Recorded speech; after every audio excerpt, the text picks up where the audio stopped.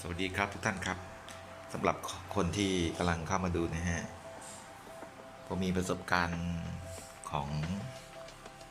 การดูทีวีฮะผมเคยใช้รุ่นเก่าไม่ค่อยดีฮะแผงรับสัญญาณดาวเทียมเมื่อวานเลยไปซื้อที่ห้างอมรฮะบิ๊กซีราคา550 บาทนะฮะเป็นเสารับสัญญาณดาวเทียมขอไฟฮะเป็นเสารับสัญญาณทีวีดิจิตอลนะฮะนี่ฮะ90 เมตรเลย90 กิโลเมตรนะฮะสามารถนะฮะกับเสาอากาศดิจิตอลภายนอกชนิดพาสซีฟนะฮะรุ่น E15E นะฮะ UHF นะฮะความถี่ในแนวนอน66 outdoor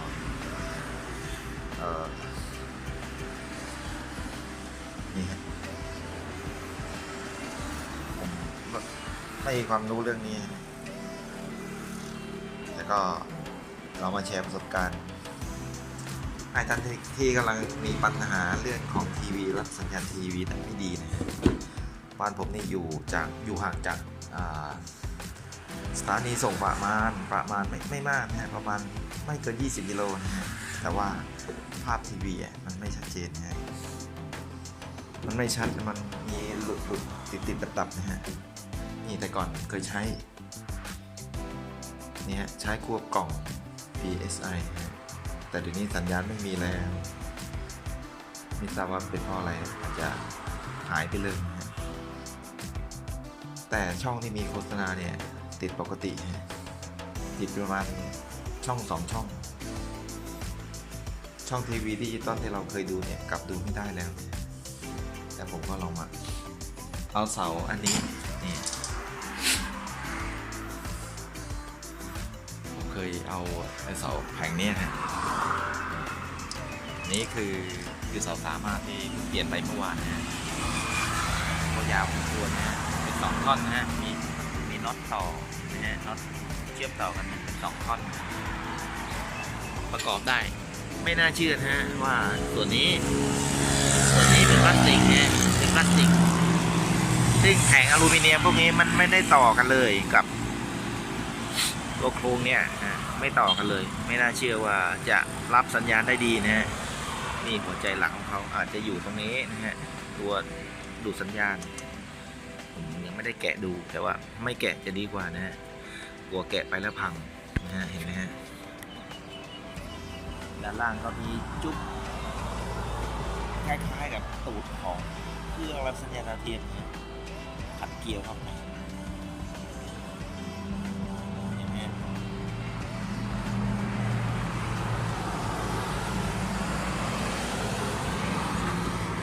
คือสายที่เขาให้มา15 เมตรนะปักตัดแล้วต่อเนี่ยให้มากับตัวเครื่องแล้วก็ส่วนปลายนี่เสียบกับตูดทีวีผมมีสายเก่าอยู่แล้วไงสายเก่าจากโน่นอันนี้แล้วก็จะใช้ตัวต่อแบบนี้นี่ตัวเก่าที่ผมเคยใช้นานไม่ได้หลายปีฮะไม่ได้ใช้ถอดออกแต่วันนี้มีโอกาสได้ใช้ครับก็เราไปหาตัวต่อเนี่ยหัวต่อแบบของสายสัญญาณดาวเทียมนะหัวท้ายแล้วก็หัวต่อนี่มาต่อนะลายอินเอาท์จากสัญญาณของแผงรับเข้าออกแล้วก็ไปหาทีวีนะอันนี้ผมครอบเอาไว้กันน้ำนะกดแชมพูตัดแล้วครอบเอาไว้กันน้ำนี่ก็เป็นขาของจานดาวเทียมนะพอดีเป๊ะเลยอย่างนี้ถอดจานออกแล้วก็เอาขาของ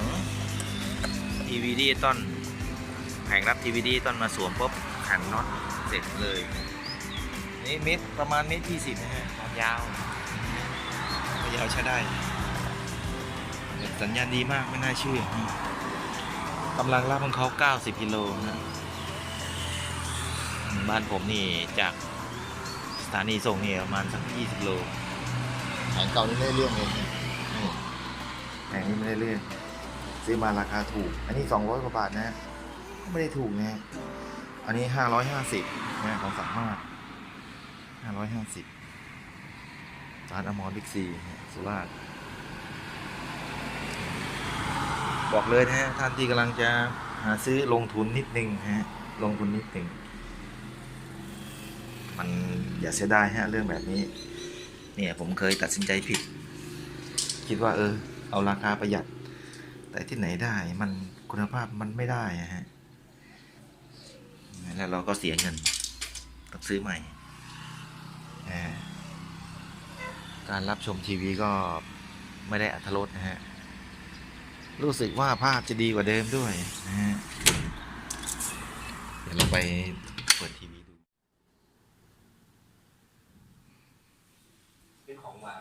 นี่ฮะทีวีเรานำเสนอก็คือ ติดดีทุกช่องนะแต่ก่อน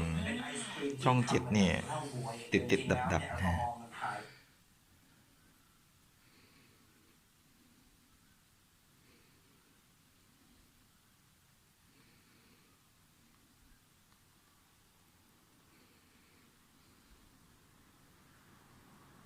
พืชเนาะสารประเภทนี้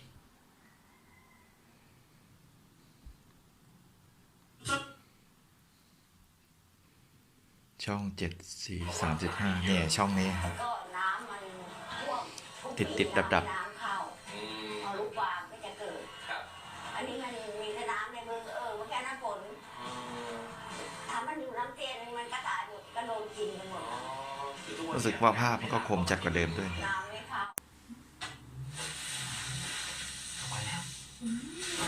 ต่อเลย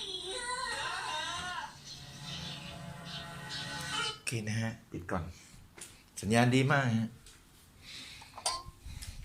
โอเคครับนะฮะก็พารณาได้ประมาณนี้นะฮะในกล่องที่ให้มาก็มีคู่มือนะฮะติดตั้งไม่ยากฮะการประกอบ เมื่อวานผมพอได้มาปุ๊บผมติดตั้งเลยประกอบเลยไม่ได้ถ่ายเดี๋ยวผมว่าใครๆก็ทำได้นะฮะเอามาประกอบใช้น็อต2 ตัวนะมีบัตรรับประกันผมไม่ได้ใช้สิทธิ์บัตรรับประกันนะฮะคิดว่าคงจะไม่มีอะไรนะของแบบนี้ใช้ได้ก็คือต้องใช้ได้นะฮะมีหลายรุ่นฮะมีตั้งแต่รุ่น20 โล50 โล70 โล90 โลผมเอารุ่นใหญ่เลย90 โลผมกลัวไงกลัวว่าเดี๋ยวมันจะไม่โอเคนะฮะโอเคนะฮะฝากด้วยครับสำหรับท่านที่คุณภาพทีวีไม่ค่อยดีนะโอเคครับสวัสดีครับ